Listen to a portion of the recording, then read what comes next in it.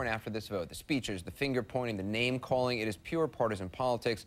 Both sides whining about who dropped the ball. Now, you might think since they failed to pass this bill, they'd hunker down in Washington, order in some pizzas, roll up their sleeves, and work hard to get something done. Incredibly, a lot of lawmakers headed home. They're gone. The economy is sliding into abyss, and they're all worried about getting reelected. We're digging deeper tonight. Joining us, CNN senior political contributor, Republican strategist, McCain supporter Ed Rollins, CNN senior political analyst and former presidential advisor David Gergen, and CNN political analyst, syndicated columnist, and Obama supporter Roland Martin. David, the president and congressional leaders insisted this bill was essential for rescuing the economy. It didn't pass. Who's to blame? Well, this is a huge failure of leadership across the board, Anderson. The House members, the House Democrats who voted against this ought to be ashamed of themselves. But it's really the House Republicans whom I think bear a special ignominy tonight because 2/3 of them voted against it.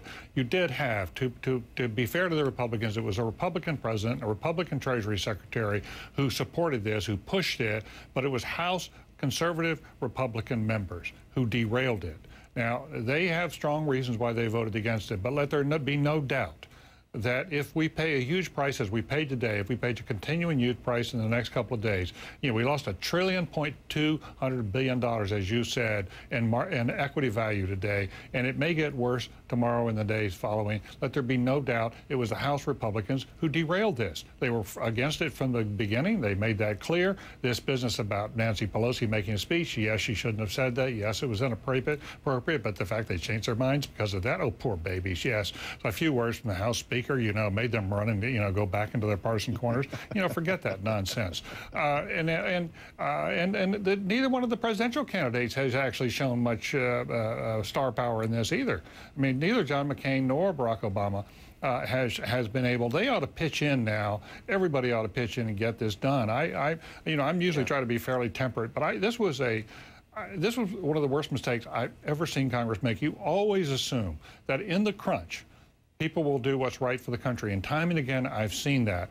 This was shockingly irresponsible. Ed, let me get to you because I want you to be able to respond to. Is that fair what David said? Absolutely. Placing the blame mainly on Republicans because Democrats didn't come up with enough votes either. Had they gotten more votes, it would have passed. The reality is it's a failure of leadership, and it starts right at the president.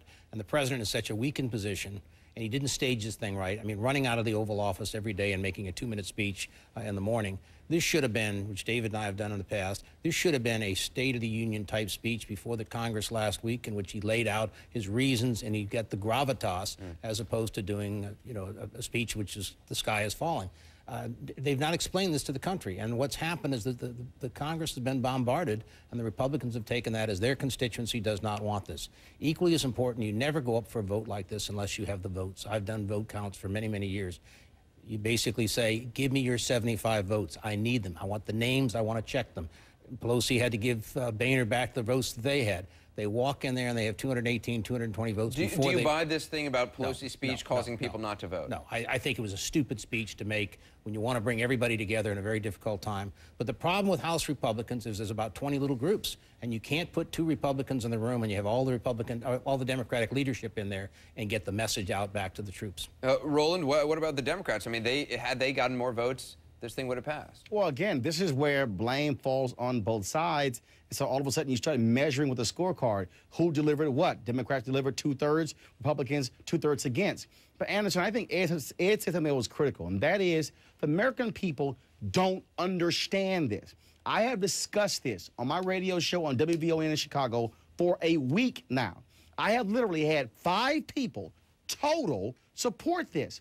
People don't know. And so if you're a member of Congress, you're there also to represent your constituents. If you're getting 30, 40, 50 to 1 against, that says that, one, people don't like it because they probably don't know what's going on. When you have the Treasury Secretary saying, well, it's dire, what does that mean? People were saying, well, wait a minute, the president has no credibility. We heard weapons of mass destruction. Even members of Congress were saying that. If you don't level with the American people and hold hearings, they can't buy into it. That's why they didn't support it. David, to your point, though, about, when push comes to shove, people doing what's best for the country, you really get the sense that, that did not happen today, and there's no real plan for that happening this week. I mean, yeah, I guess they're supposed to convene back again on Thursday, but at this point, there's no real roadmap for what's going to happen over the next couple of days or how we're going to get any kind of bill.